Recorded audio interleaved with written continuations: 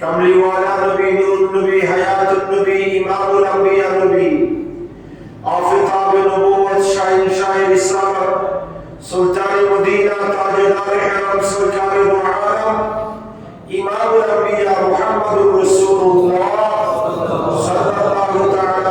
ওয়াসাল্লামের নূরি দরবার সোনার মদিনায় উচ্চ আওয়াজে আরেকবার বলছি আলহামদুলিল্লাহ।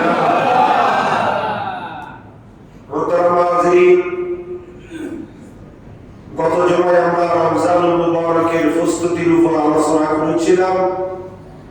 একই ধারাবাহিকতায় আজকে রমজানের ইতিহাস, রমজানের গুরুত্ব নিয়ে আমরা আলোচনা করব। বিমাশিয়াতিল্লাহ বিইজনিল্লাহ ওয়া মা তাওফীকি ইল্লা বিল্লাহ। আল্লাহ সুবহানাহু ওয়া তাআলা যুগে যুগে আদম ও সফিউল্লাহ থেকে ঈসা রূহুল্লাহ পর্যন্ত, তারপরে আমাদের নবী মুহাম্মদুর রাসূলুল্লাহ সাল্লাল্লাহু আলাইহি ওয়াসাল্লামের উপর, তার উম্মতের উপর এই রমজানের বিধান ফরজ করে দিয়েছেন। সুবহানাল্লাহ। রমজানের রোজা রাখা এটা কোনো নফল ইবাদত নয়, ওয়াজিব নয়, সুন্নতে মুআক্কাদা নয়, এটা কি ফরজ। দৈনিক 5 ওয়াক্ত নামাজ যেমন ভাবে ফরজ হিসাবে আদায় করতে হয়, রমজানে এক মাস রোজা এটাও ফরজ হিসাবে আমাদেরকে কি করতে হবে? আদায় করতে হবে। আল্লাহ পাক রব্বুল আলামিন হাকামুল হাকিমিন উম্মতে মুহাম্মাদের উপর রমজানের এক মাস রোজাকে ফরজ করার জন্য আদম ও সফিউল্লাহ জবান থেকে রমজানের বিধানকে ফরজ করে দিয়েছেন। সুবহানাল্লাহ। সর্বশেষ উম্মতে মুহাম্মাদের উপর এক মাস রোজা ফরজ করার জন্য আদম ও সফিউল্লাহ জবান থেকে সমস্ত নবীদের উম্মতের উপর রোজার বিধানকে কি করেছেন? ফরজ করেছেন। যেমন কানা আদম আলাইহিস সালাম ইয়াসুমু ফি কুল্লি শাহরিন সালাসাত আইয়াম। আদম আলাইহিস সালাতুস সালাম প্রতি মাসে 3টা রোজা রাখতেন। সুবহানাল্লাহ। কয়টা রোজা? প্রতি মাসে 3টা রোজা রাখতেন এবং তার উম্মতদেরকেও এই রোজা রাখার জন্য অর্ডার করেছেন। প্রতি মাসে যদি 3টা হয়, 3 বার 36, আমাদের থেকে বেশটা কম। সুবহানাল্লাহ। রমজানের বিধান দেখেন, নতুন কোন ইতিহাস নয়, নতুন কোন বিধান নয়। এই রমজানের বিধান আদম ও সফিউল্লাহ থেকে শুরু হয়েছে। আদম আলাইহিস সালামের উম্মতেরা প্রতি মাসে 3টা করে রোজা রাখতেন। এক মাসে যদি 3টা হয়, 3 বার 36টা, বছরে 36 দিন তারা কি রাখতেন? রোজা রাখতেন।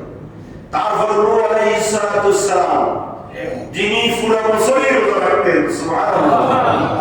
আর আব্দুল্লাহ ইবনে আমর ইবনে আস রাদিয়াল্লাহু তাআলা আনহু قال قال نوح عليه السلام يوم الدهر الا يوم الفطر ويوم الاضحى। হযরত নূহ আলাইহিস সালাম পুরো বছরই রোজা রাখতেন, একমাত্র ঈদুল ফিতর এবং ঈদুল আযহা ছাড়া। সুবহানাল্লাহ। নূহ আলাইহিস সালাম পৃথিবীর জমিনে 7 জন ব্যক্তি বেশি কেঁদেছেন। কয়জন? 7 জন। আল্লাহর দরবারে 7 জন মানুষ, 7 জন ব্যক্তি বেশি কান্নাকাটি করেছেন। কার ভয়ে? আল্লাহর ভয়ে। নূহ আলাইহিস সালামের নাম কিন্তু নূহ নয়, ওনার নাম হচ্ছে আব্দুল গাফফার। আব্দুল গাফফার, কিন্তু ওনাকে নূহ বলা হয় এই জন্য যে উনি আল্লাহর ভয়ে বেশি কাঁদতেন, সারাদিন রোজা রাখতেন আর সারা রাত আল্লাহর ভয়ে কান্নাকাটি করতেন, রোজাদারি করতেন। এই জন্য তাকে বলা হয় নূহ, অধিক কান্নাকারী, অধিক কান্নেওয়ালা ব্যক্তি। সুবহানাল্লাহ। 7 জন ব্যক্তি বেশি কেঁদেছেন। এক নম্বর আদম আলাইহিস সালাম, 350 বছর লাগাতার কেঁদেছেন। একদিন নয়, 2 দিন নয়, 1 বছর নয়, 2 বছর নয়, 350 বছর আদম আলাইহিস সালাম আল্লাহর দরবারে বেশি কান্নাকাটি করেছেন। 2 নম্বর হচ্ছে হযরত আব্দুল গাফফার নূহ আলাইহিস সালাম, যিনি রাত্রে বেলায় কান্নাকাটি করতেন, তাহাজ্জুদের নামাজ পড়তেন, আল্লাহর দরবারে কাঁদতেন আর সারাদিন রোজা রাখতেন। তৃতীয় নম্বর হচ্ছে হযরত ইয়াকুব আলাইহিস সালাম, একদিন নয়, 2 দিন নয়, সুদীর্ঘ 40 বছর নিঃসন্তান ইউসুফ আলাইহিস সালামের জন্য কান্নাকাটি করেছেন। সুবহানাল্লাহ। ইয়াকুব আলাইহিস সালাম ইউসুফ আলাইহিস সালামকে বেশি দেখতে পারতেন। ইয়াকুব আলাইহিস সালামের কত সন্তান? 12 সন্তান। কয় সন্তান বলেন না? কয় সন্তান? বেশি দেখতে পারতেন কাকে? ইউসুফ আলাইহিস সালাম। ইউসুফ আলাইহিস সালাম তার ভাইরা তাকে বিভিন্ন কৌশল করে গর্তের মধ্যে কি করে ফেলেছেন? কূপের মধ্যে ফেলে দিয়েছেন। জামা কাপড় রক্ত মেখে এনে বাবার কাছে দিয়েছেন। আর ইয়াকুব আলাইহিস সালাম সেই পুত্রের শোকে কাঁদতে কাঁদতে জাজরা হয়েছেন। সুদীর্ঘ 40 বছর লাগাতার কেঁদেছেন। সুবহানাল্লাহ। চতুর্থ নম্বর হচ্ছে হযরত যায়েদুল আবদিন রাদিয়াল্লাহু তাআলা আনহু, তিনি আল্লাহর দরবারে কেঁদেছেন। এই 4 জন ব্যক্তি পৃথিবীর জমিনে বেশি কান্নাকাটি করেছেন। কয়জন? 4 জন। দ্বিতীয় নম্বর আমরা দেখতে পাই হযরত ইব্রাহিম আলাইহিস সালাম। কানা ইব্রাহিম আলাইহিস সালাম ইয়াসুমু সালাসাতা আইয়াম ফি কুল্লি শাহর। ইব্রাহিম আলাইহিস সালাম প্রতি মাসের 13, 14 এবং 15 এই 3 তারিখে 3টা রোজা রাখতেন। সুবহানাল্লাহ। কোন নবী? ইব্রাহিম আলাইহিস সালাম। এবং তার মধ্যে কেউ রাখার জন্য ওয়াদা করেছেন। ইব্রাহিম আলাইহিস সালাম প্রতি চাঁদে 3টা রোজা রাখতেন। হযরত দাউদ আলাইহিস সালাম অত্যন্ত কঠিন। হযরত দাউদ আলাইহিস সালামের রোজার সিস্টেম বড় সুন্দর। সেটা কি? কানা দাউদ আলাইহিস সালাম ইয়াসুমু ইয়াওমান ওয়া ইফতিরু ইয়াওমান। হযরত দাউদ আলাইহিস সালাম একদিন রোজা রাখতেন, একদিন রোজা ছাড়তেন, একদিন রোজা রাখতেন, একদিন রোজা ছাড়তেন। আর দাউদ আলাইহিস সালামের রোজার প্রশংসা করে আমার নবী বলেছেন, ক্বালা রাসূলুল্লাহ সাল্লাল্লাহু আলাইহি ওয়াসাল্লাম আফদালুস সিয়াম সিয়াম দাউদ আলাইহিস সালাম। উত্তম রোজার সিস্টেম হচ্ছে হযরত দাউদ আলাইহিস সালামের রোজা। তিনি একদিন রোজা রাখতেন, একদিন রোজা ছাড়তেন, একদিন রোজা রাখতেন, একদিন রোজা ছাড়তেন। প্রতি বছরে তিনি 6 মাস লাগাতার রোজা রাখতেন। সুবহানাল্লাহ। 6 মাস রোজা রাখতেন আর 6 মাস রোজা ছাড়তেন। এটা ছিল হযরত দাউদ আলাইহিস সালামের রোজা। আর আল্লাহ রাসূল বলেছেন, আফদালুস সিয়াম সিয়াম দাউদ। উত্তম রোজা হচ্ছে দাউদ আলাইহিস সালামের রোজা। তিনের সিস্টেমটা অত্যন্ত সুন্দর। একদিন রোজা রাখবে, একদিন কি করবে? রোজা ছাড়বে। একদিন খাবে, একদিন খাবে না। এই অবস্থায় যদি রোজা রাখা হয় শরীরের উপকার, আল্লাহ খুশি হয়। সুবহানাল্লাহ। এইভাবে করে আল্লাহ রাব্বুল আলামিন হাকামুল হাকিমিন সব নবীদের মাধ্যমে রোজা রাখিয়েছেন। হযরত মূসা আলাইহিস সালাম তিনি রোজা রেখেছেন। মূসা আলাইহিস সালাম যখন ফেরাউনের কবল থেকে নাজাত পেয়েছেন, মুক্তি পেয়েছেন, কোন নবী? বলেন না, কোন নবী? মূসা আলাইহিস সালাম যখন ফেরাউনের কবল থেকে যখন নাজাত পেয়েছেন, তখন তিনি ইয়াউম আশুরা মুহররমের 10 তারিখ কি রেখেছেন? রোজা রেখেছেন।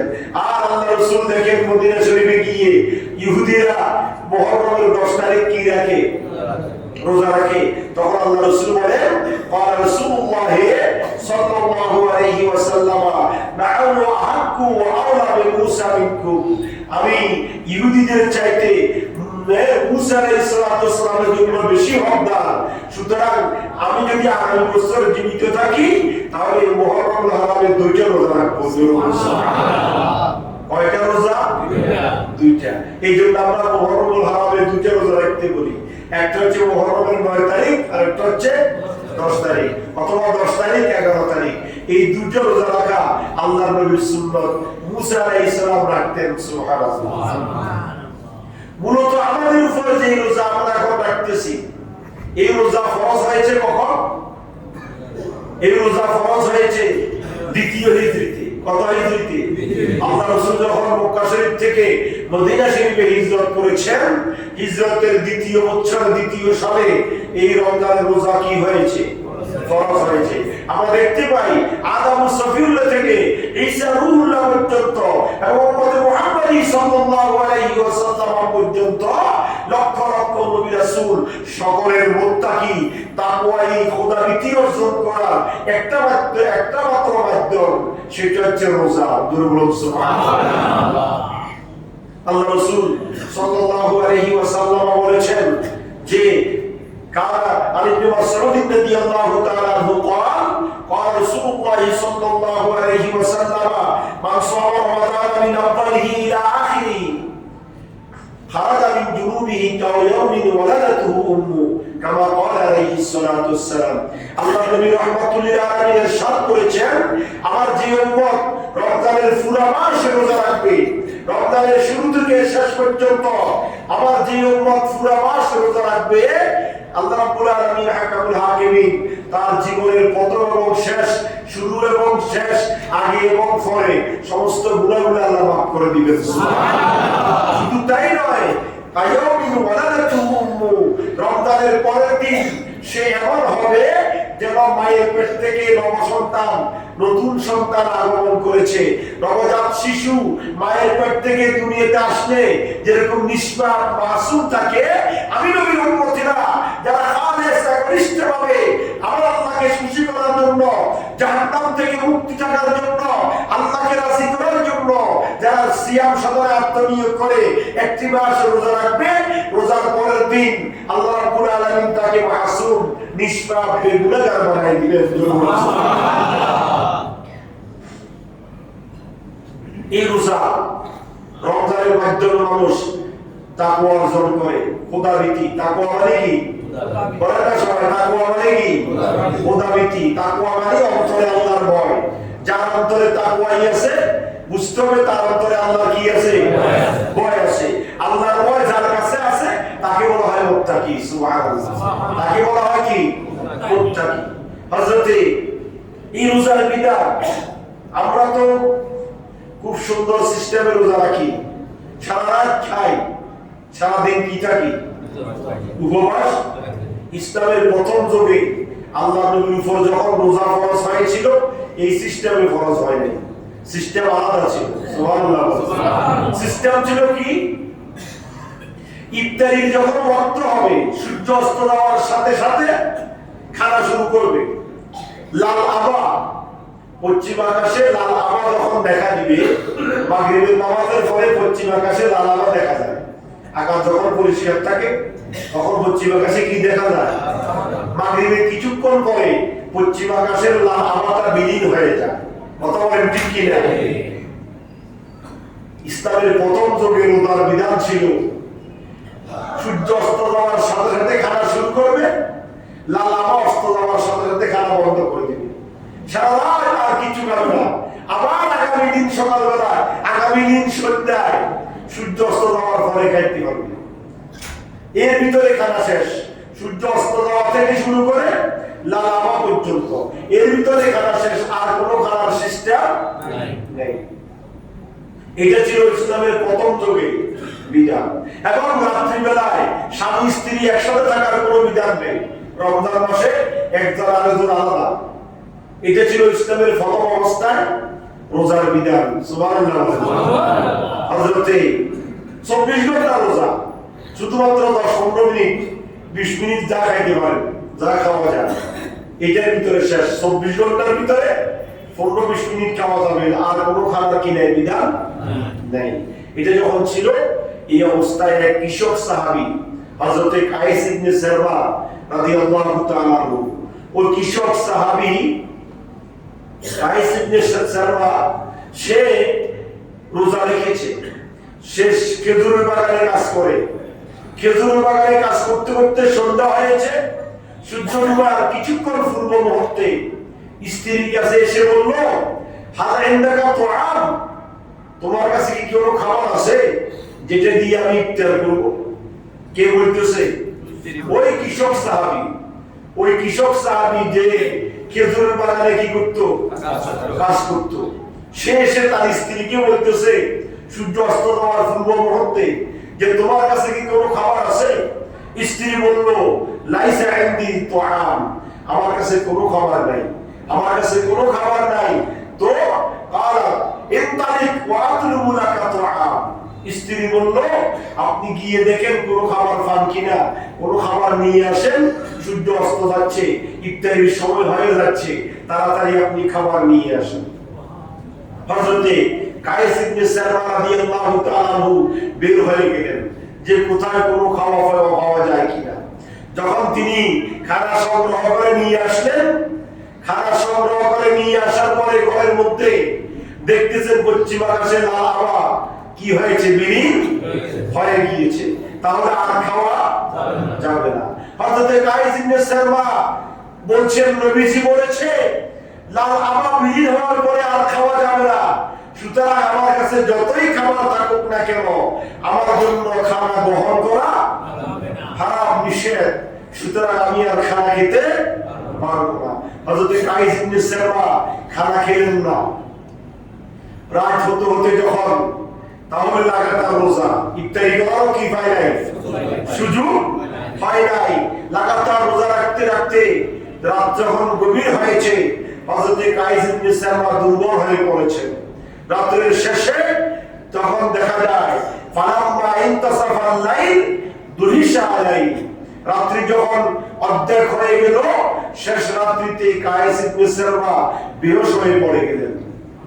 খিদার যন্ত্রণা কি হয়ে পড়ে গেলেন দেখেন, বেহুশ হয়ে পড়ে গিয়েছে একজন কৃষক, অশিক্ষিত সাহাবী, কিন্তু নবীজি বলেছেন খাওয়া যাবে না, নবীর কথাকে গুরুত্ব দিয়ে সে আর খাচ্ছে না।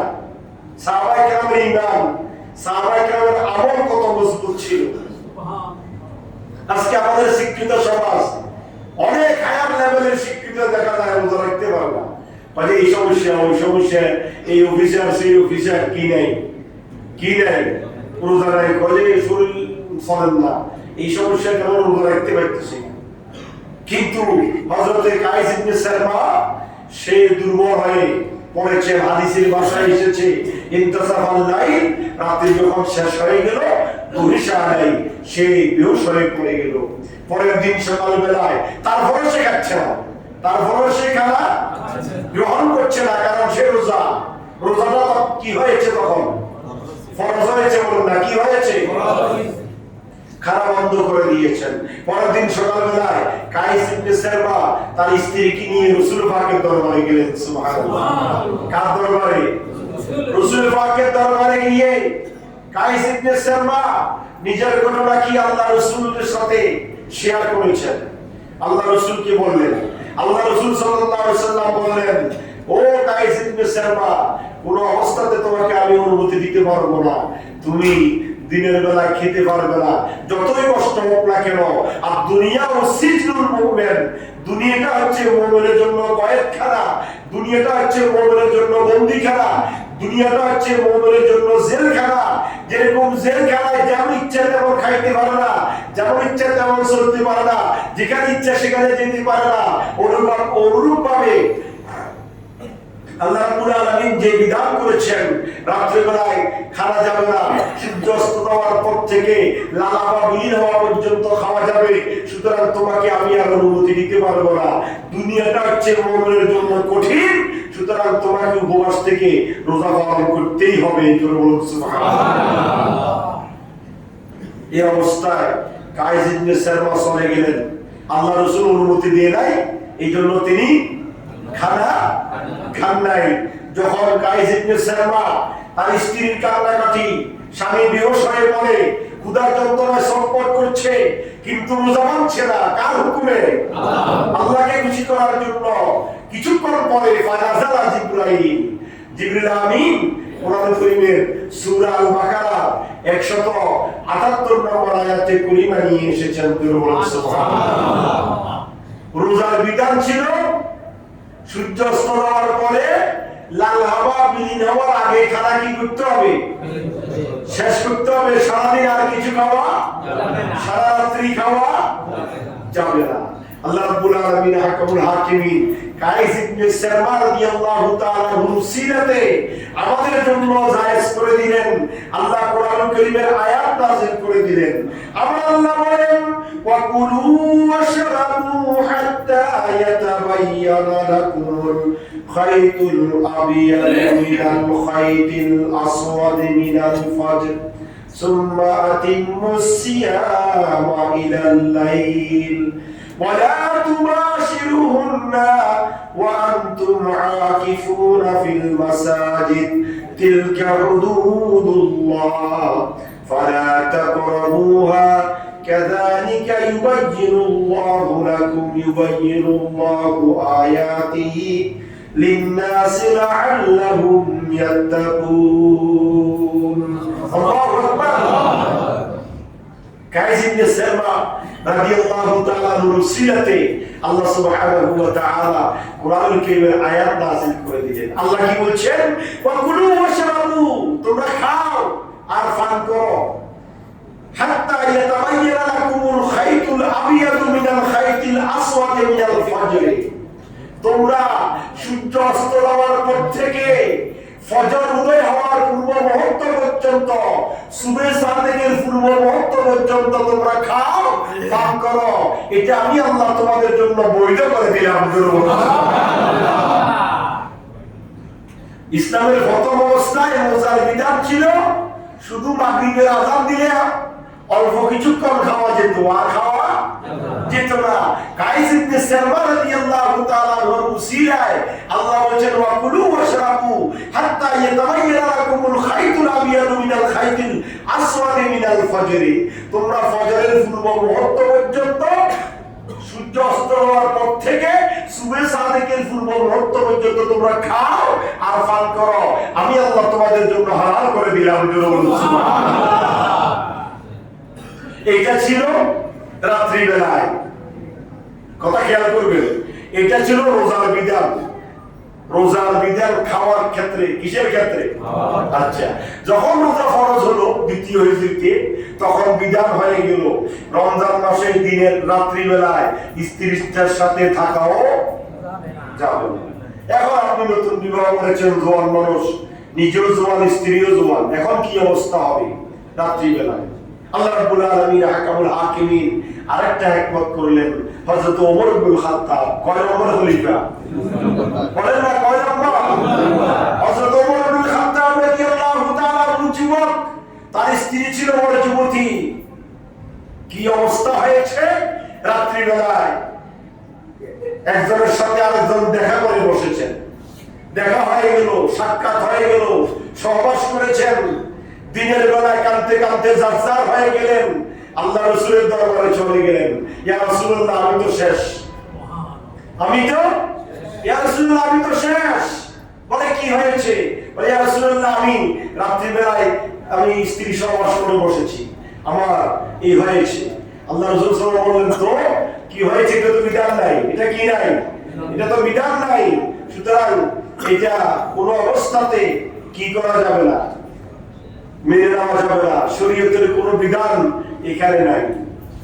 বিধান আল্লাহ বলেছেন রমজান মাসে স্ত্রীর সাথে রাত্রিবেলা সাক্ষাৎ করা, কথা বলেন না, যাবে না। এই অবস্থা যখন হয়েছে, ওমর ইবনে খাত্তাব রাদিয়াল্লাহু তাআলা আনহু নিরাশ হয়ে ফিরে আসলেন। এখন কি করব? আল্লাহর কাছে তওবা করা ছাড়া আর কোনো উপায় নাই। যে রাত্রিতে আল্লাহ হারাম করেছেন, সেই রাত্রিতে আমি হালাল করে বসেছি। যেমন আমাদের মা বোনদের যখন মাসিক চলে 3 দিন, 5 দিন, 7 দিন, তখন স্বামী স্ত্রীর সাথে থাকা কি হারাম? বলেন নাকি হারাম? কোন অবস্থাতে স্ত্রী সহবাস করা যাবে না, হারাম। কিন্তু ও বাকি 23 দিন, 5 দিন, 29 দিন হালাল। অনুরূপ ভাবে গোটা বছর হালাল রাত্রি বেলায়, রমজান মাসে রাত্রি বেলায় হারাম করেছেন। ওমর ইবনে খাত্তাব হারাম কাজ করে বসেছেন, এজন্য জাজ্জাল হয়ে যাচ্ছেন। আল্লাহ রাসূল বলেন, না, তোমাকে কোনো হয় নাই, তোমাকে কোনো সুযোগ নাই, এটা আল্লাহ হারাম করেছেন, তুমি হারাম কাজ করে বসেছো, হারামের জন্য তুমি গুনাহগার হয়ে বসেছো। সাথে সাথে ওমর ইবনে খাত্তাব কাঁদতে সেখান থেকে যখন চলে গেলেন ফানাজালা জিবরাইল, জিবরাইল আমিন কোরআনুল কারীমের সূরা আল বাকারা 178 নম্বর আয়াতে করিমা নিয়ে আসলেন। জোরে সুবহানাল্লাহ। আল্লাহ বলেন উহিল্লা লাকুম লাইলাতাস সিয়ামি রাফাসু ইলা নিসাইকুম কুল্লা লিবাসুন লাকুম ওয়া আনতুম লিবাসুন লাহুন্না। সুবহানাল্লাহ। আল্লাহ বলেন দুনিয়ার মানুষ শুনো, উহিল্লা লাকুম লাইলাতাস সিয়ামির রাফাসু ইলা নিসাইকুম, আমি আল্লাহ তোমাদের জন্য রাত্রির বেলা স্ত্রীর সাথে থাকাকে হালাল করে দিলাম। সুবহানাল্লাহ। কে বলতেছেন? আল্লাহ। উহিল্লা লাকুম, তোমাদের জন্য হালাল করে দিলাম, লাইলাতা রাত্রে, সিয়ামা রমজান মাসে, রাফাসু ইলা নিসাইকুম, তোমরা স্ত্রীর কাছে যেমন খুশি তেমন ভাবে যাও, যেমন ইচ্ছা তেমন ভাবে যাও।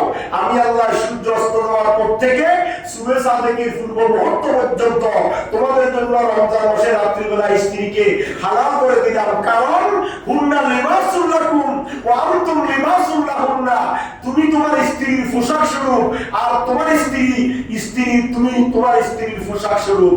একজন আরেকজনের পোশাক, যেরকম পোশাক খুললে মানুষের শরীরের সতর দেখা যায়, ওরকম ভাবে স্ত্রী এবং স্বামীর জন্য কোনো সতর নাই, কোনো আলাদা কিছু নাই।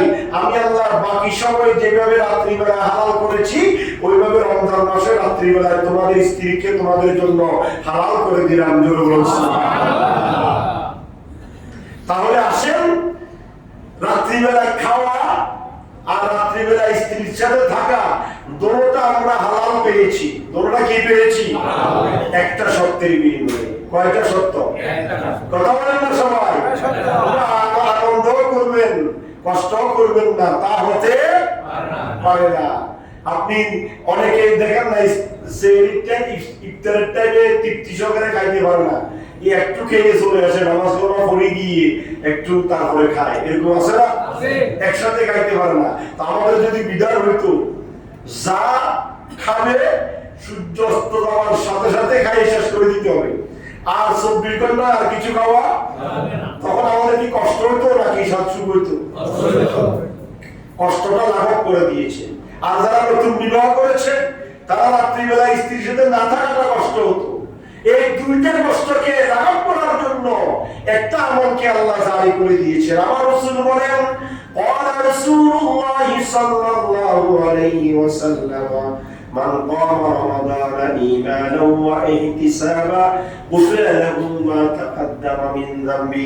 ইয়া উম্মতরা শুনো, রাত্রিবেলা স্ত্রীর সহবাসকে হালাল করা হয়েছে এবং রাত্রিবেলায় সারা রাত সূর্যাস্ত হওয়ার পর থেকে সুবে সাদেক পর্যন্ত খানাকে হালাল করা হয়েছে। একটি শর্তের বিনিময়ে তোমরা রাত্রিবেলায় দাঁড়িয়ে দাঁড়িয়ে তারাবির নামাজ আদায় করবে, আর তারাবির নামাজের বিনিময়ে আল্লাহ রাব্বুল আলামিন দুইটা কাজকে তোমাদের জন্য হালাল করে দিয়েছেন। সুবহানাল্লাহ। এই জন্য তারাবির নামাজ সত্য, এটা সুন্নতে মুআক্কাদা। এটা কি বলেন না? সুন্নতে মুআক্কাদা। তারাবির নামাজ রাসূলের ওই জমানায় ফরজ ছিল না, ওয়াজিব ছিল না, সুন্নতে মুআক্কাদা ছিল না।